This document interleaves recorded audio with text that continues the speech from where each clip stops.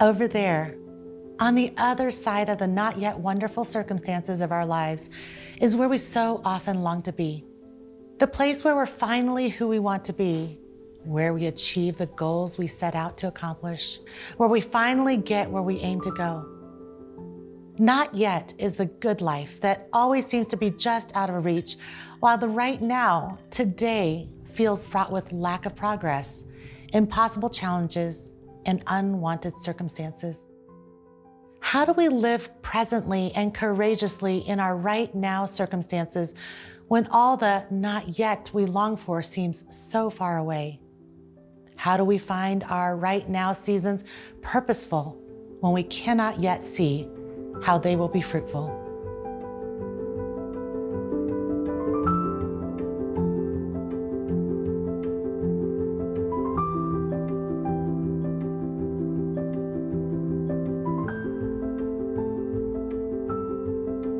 Welcome to the Now and Not Yet Bible Study. I'm Ruth Chou Simons, and I'm excited to be on this journey with you as we discover 6 ways God is more faithful than we know.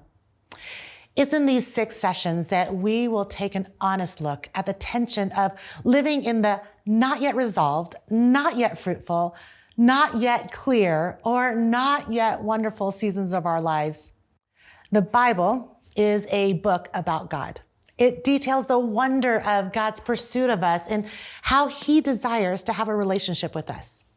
When we encounter him through the pages of his word, we begin to see his ways, his character, his purposes, and his faithfulness in the lives of his people. The more we understand God's ways, the more we will see our right now circumstances through the lens of God's faithfulness. So over the next several weeks, we will discover together how God is purposeful and at work in our daily lives through every season. He doesn't waste a thing. So let's get started. And friend, I'm so glad you're here. I often include the word unlikely when I share that I'm a mother to 6 boys. I know, it sounds a little overwhelming to me too. You see, motherhood, let alone to 6 sons, was a calling I would have said was impossible if you'd asked me 25 years ago when I was first married. As far as I could tell, I lacked the skill set, giftings, and natural inclination that I believed were needed to succeed at motherhood. I'm not patient enough. I don't have what it takes. This can't be the plan, I thought. Have you found yourself saying or thinking similarly about something you've been given to do right now that you feel like you're not yet equipped for? Does it feel like God's chosen the wrong person for the job? This week, we're digging into a biblical account of a man named Abram, whose name will change to Abraham, and we'll see a lot of unlikely in his story too. It's a story about God choosing to make a promise, a covenant with Abram, a promise through which God would accomplish his plan to rescue broken and sinful people like you and me. But before we jump into the story, here's something we need to consider about promises. The strength of any promise is only found in the character of the promise maker, right? Do you remember doing trust fall exercises in youth camp or at team building retreats? So fun, right? The idea of falling blithely into the arms of someone standing behind you, supposedly ready to catch you before you hit the ground, is a real problem for someone with trust issues. Ask me how I know. Imagine that your trust fall partner, the one standing behind you with outstretched arms, was a class clown. Imagine if he didn't take anything seriously and made a joke out of everything. Would you sign up to fall back toward him with your full weight? Imagine if the partner behind you had a reputation for being a couch potato, playing video games around the clock and being sustained by Cheez-Its. He's telling you he'll try his best, but he's not sure he's the right one for the job. His arm's a little gangly and he's looking bored with the assignment. Would you fall or no? I'd say it's a hard pass for me.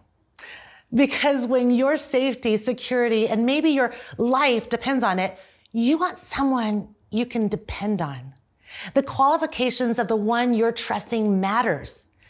Abram's story will show us that God is trustworthy. He's always faithful, even when the promise he makes doesn't appear to match up with the present circumstances. And because he's faithful, you and I, like Abram, can confidently believe what he says is true every single time. Okay, friend, with that in mind, I invite you to turn in your own Bible now to Genesis chapter 12 and read along as I read beginning with verse 1. Now the Lord said to Abram, "Go from your country and your kindred and your father's house to the land I will show you, and I will make you a great nation, and I will bless you and make your name great, so that you will be a blessing. I will bless those who bless you, and him who dishonors you I will curse, and in you all the families of the earth shall be blessed." Abram's response? Well, the text goes on in verse 4 and says, "So Abram went as the Lord had told him, and Lot went with him. Abram was 75 years old when he departed from Haran." Is it just me, or does it seem inconceivable that Abram does what God asks with no record of hesitation or question? The author of Hebrews, reflecting on Abram's story and the reality of his actions, tell us in chapter 11, verse 8, "By faith, Abraham obeyed when he was called to go out to a place that he was to receive as an inheritance. And he went out not knowing where he was going." As inconceivable as it sounds, that's exactly what happens. Abram does what God asks. No questions asked. Did you hear the promises that were made? As Abram and Sarai journey on, God repeats his promises to Abram in Genesis chapter 12, verse 7, and Genesis 13, verses 14 through 17, and again in Genesis chapter 15. Flip forward to Genesis chapter 15. "And he, God, brought him outside and said, 'Look toward heaven and number the stars if you are able to number them.' Then he, God, said to him, 'So shall your offspring be.'" We see Abram's response this time in verse 6, and it's right in line with this previous one. It says, "And he believed the Lord, and he counted it to him as righteousness." The Hebrew origin of the word translated as believed here carries the idea of being certain, trusting in, or being established, to be verified or made firm. Sometimes it's even translated to be nourished. All that to say, Abram's belief was not a casual, if you say so, kind of belief. It was an "I'm banking everything on the words you've said to come true" kind of belief. Do you know what makes this interaction between God and Abram so stunning? As God makes and repeats these promises, Abram has no children, and the land God has promised is inhabited by the enemy. That being said, though Abram clearly has faith in God, his question in verse 8 of chapter 15 feels like an appropriate one. Will you look there with me? "But he said, 'Oh Lord God, how am I to know that I shall possess it?'" I think I'd be asking the same question. I have asked the same question in lots of unlikely circumstances. "Are you sure, Lord? How can I know?" What God does next is incredible. He answers Abram's question with a stunning display of his faithfulness when he makes a covenant with Abram. But it's not just any covenant, and it doesn't play out like a typical covenant of those days either. Chapter 15 details the covenant ceremony between God and Abram, but let me tell you the story now. Don't worry, you'll get to dig into it further in your personal study this week, so you'll have plenty of time to look into this. But I want to tell you, it's one of my very favorite stories, this detailing of this covenant with Abram, because God had Abram set up a covenant ceremony that would have been familiar to Abram, as it was a practice in the ancient Near East. In those days, contracts and promises made by two parties were taken super seriously and solidified through a ceremony that we might consider a little strange. See, they took it so seriously that two parties would make a covenant by taking, well, let me just show you. If I take these two salt and pepper shakers, by taking two animals and cutting them in half and putting them on either side of a path. They would split the carcasses, and you can imagine, I'm telling you a story about animals and blood, but you gotta know this is how seriously they took it. But these animals would be split in half and the blood would be running through this path.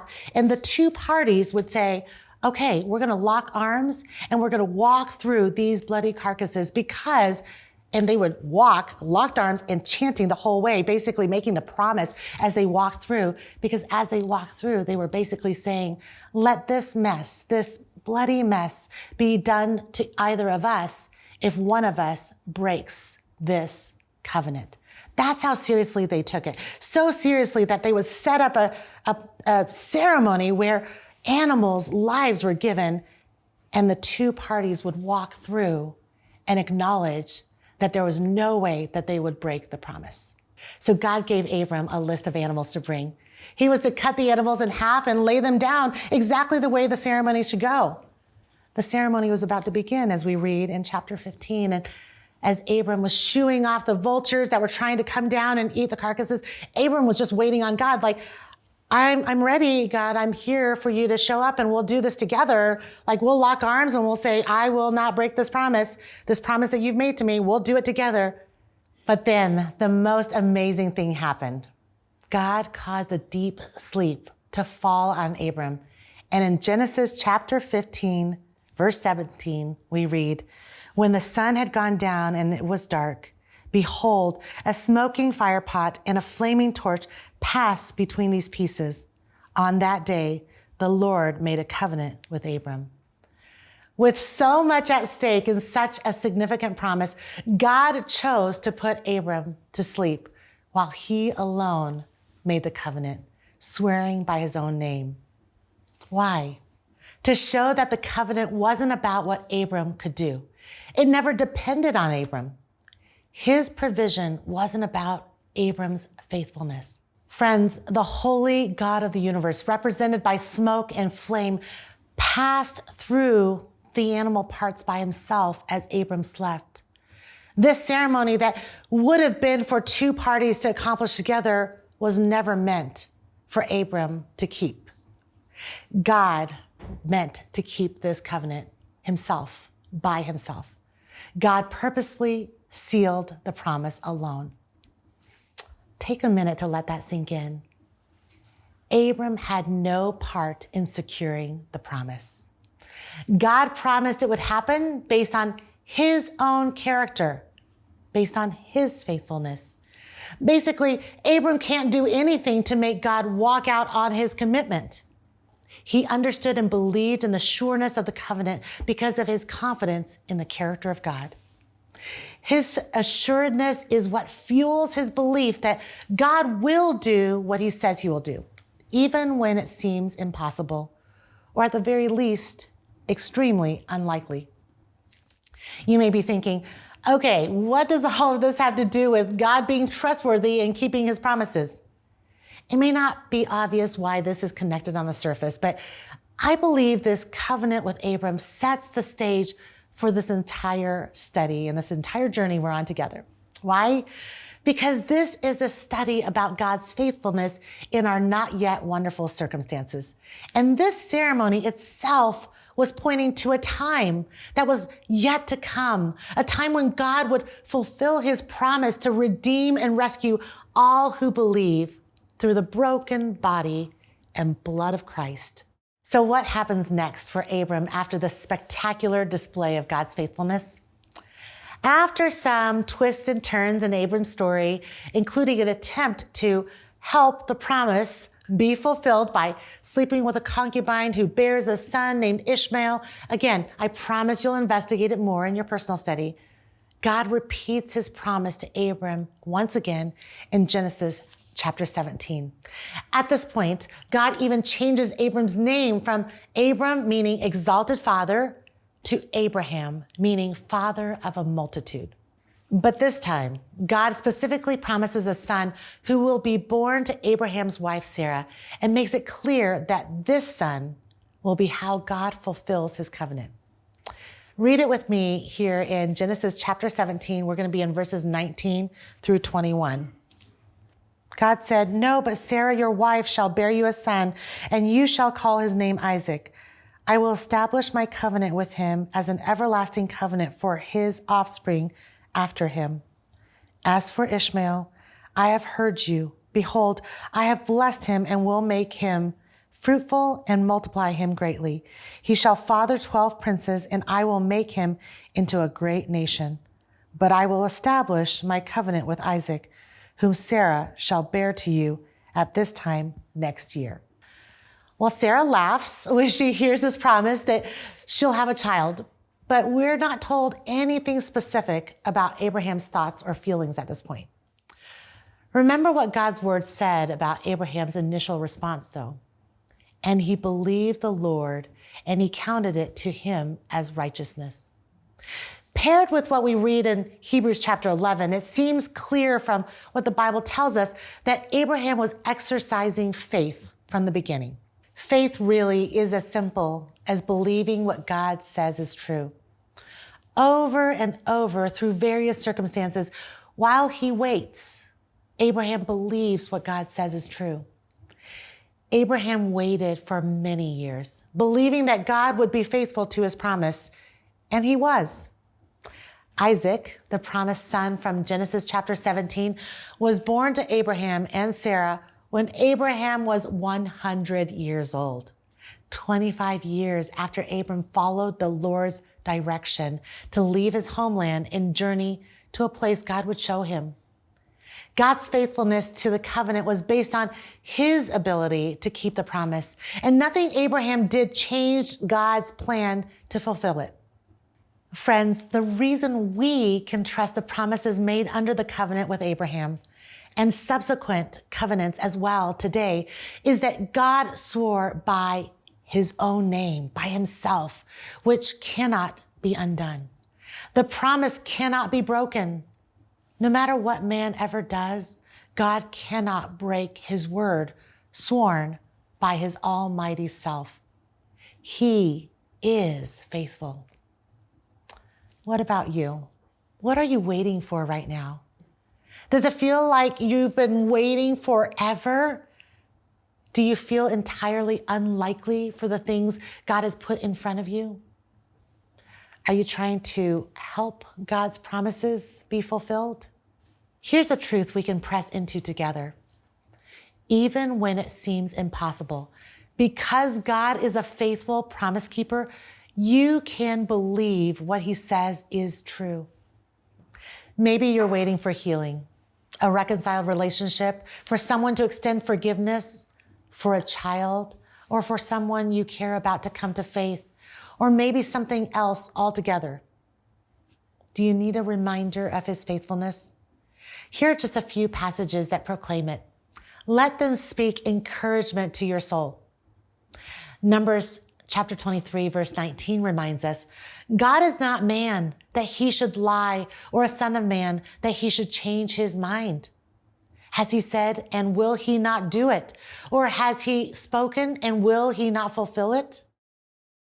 In Psalm 36, verse 5, we read, your steadfast love, O Lord, extends to the heavens, your faithfulness to the clouds. And in 2 Thessalonians chapter 3, verse 3, Paul reminds the church, but the Lord is faithful. He will establish you and guard you against the evil one. Friends, since he is faithful, will you believe that the things God has said are true? About who he is, about who you are, about how to live, and about what the future holds. Whether you get to experience the fulfillment of God's promises on this side of heaven or not, you can trust that he will do what he says he will do. So keep on believing him. Friends, I'm so glad you've chosen to invest time in this study. My prayer is that both the group discussion you'll have after this video and your own study for this week are rich. Don't get caught up in completing your personal study in exactly 5 days. It doesn't have to be perfect. You may need to tackle one written day over a couple of physical days, and that's more than okay. Do your best to finish the entire week, but even if you don't, come gather with your group again for the next week. It's so valuable. You won't be behind, and you're not too late to engage. May God reveal himself to you clearly as you dig into his word and see his faithfulness, friend. He really is more faithful than we know.